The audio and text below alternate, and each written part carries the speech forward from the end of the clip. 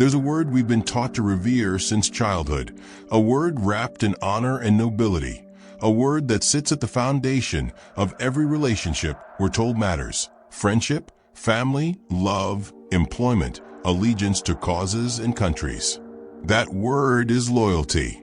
We speak of it with reverence, as if it were one of the purest virtues a human being can possess. We praise loyal friends, we admire loyal employees, we celebrate loyal partners. Entire value systems are built around this single concept. But what if I told you that loyalty, that beautiful, noble idea we've been conditioned to worship, has a shadow side so dark and so dangerous that Niccolò Machiavelli, 5 centuries ago, dedicated considerable thought to warning those who would listen about its perils? What if the very thing we've been taught makes us virtuous is actually one of the primary mechanisms through which we surrender our agency, compromise our judgment, and ultimately betray ourselves? Machiavelli wasn't a cynic, though history has painted him that way. He was an observer, perhaps one of the most acute observers of human nature who ever lived. And what he observed again and again in the courts and battlefields of Renaissance Italy was that loyalty, unexamined, unconditional loyalty, was not the noble virtue it pretended to be. It was a leash. It was a tool of control. It was the mechanism by which the powerful kept the less powerful in service, often to the detriment of those serving. He watched as good men, capable men, intelligent men, destroy themselves in the name of loyalty to leaders who didn't deserve it, to causes that had long since become corrupted, to relationships that had turned toxic, but which they couldn't abandon because they'd been taught that abandoning loyalty was the ultimate betrayal. Think about your own life for a moment. How many times have you stayed in a situation that was clearly harming you because you felt loyalty demanded it? Maybe it was a job where you were undervalued, overworked, treated with disrespect, but you stayed because you felt loyal to the company, to your team, to the mission you'd originally signed up for.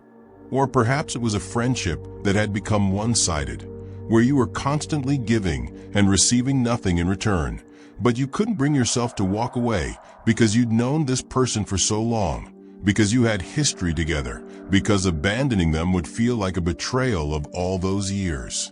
Or maybe it was a romantic relationship that had become emotionally dead or even destructive, but loyalty kept you there, kept you trying, kept you sacrificing pieces of yourself on the altar of commitment. We've all been there. We've all felt the weight of loyalty compelling us to act against our own interests, against our own well-being, against what we know in our deepest wisdom is right for us. Machiavelli understood something crucial about loyalty that we've forgotten or perhaps were never taught. He understood that loyalty, in its purest form, is not supposed to be unconditional. It's supposed to be reciprocal. It's supposed to be earned continuously, not assumed permanently based on past behavior or initial promises. When you give your loyalty to someone or something, you're entering into an unspoken contract. You're saying, I will support you, stand by you, serve your interests. And the implicit understanding should be that they will do the same for you. But what happens, and this is where the darkness enters, is that loyalty becomes weaponized. It becomes a one-way street where your loyalty is demanded, expected, and extracted, while the loyalty that should flow back to you mysteriously disappears or was never really there to begin with. Let me paint you a picture of how this operates in the world Machiavelli observed. A prince, let's call him that, though he could just as easily be a CEO, a political leader, a patriarch of a family, surrounds himself with loyal servants. These servants demonstrate their loyalty through service, through sacrifice, through putting the prince's interests above their own. And the prince, in turn, rewards this loyalty with position, with resources, with protection. This seems fair. This seems like a functional system. But watch what happens when the prince no longer needs a particular servant, or when that servant becomes inconvenient, or when maintaining that servant's position would cost the prince something he's not willing to pay. Suddenly, all that loyalty the servant demonstrated counts for nothing. The prince discards them without hesitation, without guilt, without any sense that he's violating the unspoken contract. And if the servant protests, if they point out all their years of faithful service, they're painted as entitled, as ungrateful, as somehow failing to understand that loyalty should be given freely without expectation of return. This dynamic plays out every day in modern organizations. Employees demonstrate fierce loyalty to companies, working long hours, sacrificing time with family, turning down other opportunities, tying their identity to the organization's mission. And then, when the company needs to cut costs or restructure or simply finds a cheaper alternative, those loyal employees are let go with the same cold efficiency as anyone else. Sometimes even more quickly because their higher salaries make them more attractive targets for elimination. The loyalty flowed one direction, but when it was needed to flow back, it had mysteriously evaporated. This is what Machiavelli saw. This is what he was warning about. He wasn't saying loyalty is bad. He was saying blind, unexamined, unconditional loyalty is a trap that the clever and powerful set for the naive and idealistic. But there's an even darker layer to this that Machiavelli identified, something more insidious than simply loyalty being one-sided. It's that loyalty can make you complicit in things you would never support if you were thinking clearly, if you weren't blinded by your commitment to the person or institution you've pledged yourself to. Think about the most horrific chapters in human history. The genocides, the atrocities, the systematic oppressions. These things were rarely carried out by people who thought of themselves as evil. They were carried out by people who thought of themselves as loyal. Loyal to their nation, loyal to their leader, loyal to their ideology, loyal to their group. And that loyalty became a kind of moral anesthetic that numbed their ability to see clearly what they were participating in. This happens on smaller scales too, all around us. A friend asks you to lie for them, to cover for them, to help them do something you know is wrong, and you do it because loyalty. A family member engages in behavior that hurts others, and you defend them, make excuses for them, enable them, because loyalty demands you stand by your blood. A colleague at work is doing something unethical, and you say nothing because you're loyal to the team.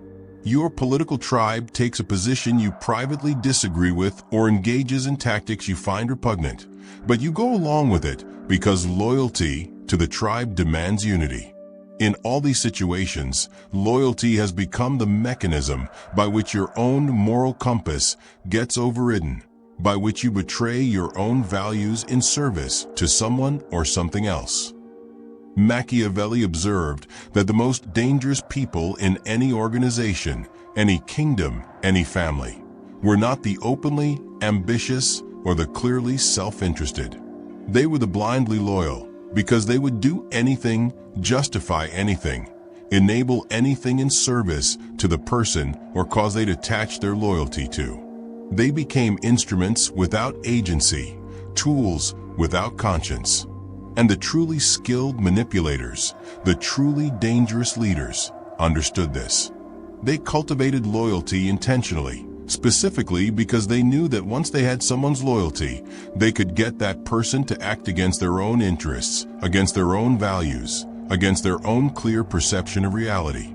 Loyalty became a kind of mind control, willingly submitted to. So what's the alternative?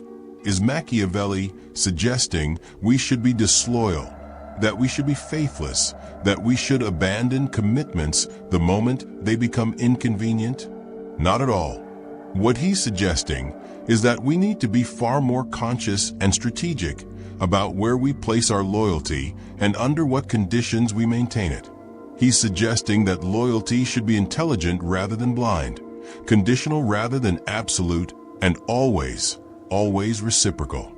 If you're going to be loyal to someone, they need to demonstrate that they're worthy of that loyalty, not just once in the beginning, but continuously over time. And the moment they stop being worthy of it, the moment they start taking your loyalty for granted, the moment they start demanding your loyalty while offering none in return, that's when Machiavelli would say you need to be willing to withdraw it. This doesn't make you disloyal in any meaningful sense. It makes you wise. It makes you someone who understands that loyalty is not a suicide pact, not a blank check, not a carte blanche to be exploited. Real loyalty, mature loyalty, the kind of loyalty that Machiavelli could respect, is loyalty that's based on mutual benefit, mutual respect, and mutual commitment. It's loyalty that says, I will stand by you as long as you stand by me. I will serve your interests as long as you serve mine. I will be faithful to this relationship as long as this relationship is faithful to its original purpose and values. This is loyalty with boundaries. This is loyalty with eyes open. This is loyalty that preserves your agency rather than surrendering it. There's another aspect of this that Machiavelli understood deeply, perhaps because he lived it. Sometimes the institutions, the people, the causes you've been loyal to change. They become something other than what they were when you first pledged your loyalty. The company whose mission inspired you gets acquired and becomes just another soulless profit machine. The friend who used to share your values goes through some transformation and becomes someone you barely recognize. The political movement you believed in gets hijacked by extremists who pervert its original intentions. What happens to your loyalty then? Do you remain loyal to what it's become, or do you remain loyal to what it was supposed to be? Most people, in that situation, choose the former. They stay loyal to the institution even as it betrays its own principles, because they've made loyalty to the institution itself the primary value, rather than loyalty to the principles the institution was supposed to serve. This is how good people end up defending indefensible things. They say, I've been with this organization for 20 years. I can't turn my back on it now, even as that organization does things they would have condemned 20 years ago. Their loyalty has become loyalty to their own past commitment rather than loyalty to anything meaningful in the present. Machiavelli would see this clearly for what it is, a trap, a cage built out of the very virtue that was supposed to make you noble. The path he suggests instead is more difficult, but ultimately more honest. When the thing you were loyal to stops being what it claimed to be, your loyalty should be to the original values and principles, not to the corrupted shell. If that means walking away from the institution, ending the friendship, leaving the marriage, resigning from the position, then that's what integrity requires. Not blind, undying, unthinking loyalty to the name or the history or the past, but intelligent, principled loyalty to what actually matters. This takes courage because you'll be called disloyal. You'll be accused of betrayal. You'll be told you're abandoning ship when things get difficult. But Machiavelli understood that sometimes the most loyal thing you can do is refuse to enable the betrayal of the very principles that justified the loyalty in the first place. Let me bring this into sharp focus with a question. Who benefits from your unconditional loyalty? Really sit with that question. When you stay in situations that harm you out of loyalty, when you defend people who don't defend you out of loyalty, when you sacrifice your interests for causes that don't reciprocate out of loyalty, who benefits? Not you. You're diminished. You're depleted. You're trapped. The person who benefits is the one receiving your loyalty without having to earn it, without having to reciprocate it, without having to honor the contract that loyalty should represent. They get all the advantages of your commitment with none of the responsibilities that should come with it. This is the dark side of loyalty that nobody tells you about, because the people in power, the people who benefit from your unconditional loyalty, don't want you to see it clearly. Machiavelli saw it clearly because he experienced it firsthand. He was loyal to the Florentine Republic, served it with distinction, and gave it his considerable talents and energy. And when the political winds shifted, when the Medici family returned to power, his loyalty to the old regime made him suspect. He was tortured, imprisoned, and exiled. All his years of faithful service counted for nothing when the power structure changed. And in that exile, in that forced silence, he had time to think deeply about what loyalty actually is, what it costs, and who it serves. His writings on the subject are not the bitter ramblings of a resentful man. They're the hard-won wisdom of someone who learned the truth about loyalty the painful way and wanted to spare others the same fate. And so here's what I want you to take from this, what Machiavelli would want you to understand. Examine your loyalties. Look at where you've placed them and ask yourself honestly, are they reciprocated? Are they deserved? Are they serving you, or are you being used? And if you discover that your loyalty is one-sided, that it's being taken for granted, that it's making you complicit in things you don't believe in or keeping you trapped in situations that diminish you, then have the courage to withdraw it. Not with drama, not with bitterness, not with elaborate explanations, but simply and clearly. Redirect that loyalty toward people and causes and principles that actually honor it, that reciprocate it, that deserve it. This is not about becoming cynical or cold or untrustworthy. It's about becoming wise. It's about understanding that loyalty is a valuable resource, perhaps one of the most valuable resources you possess.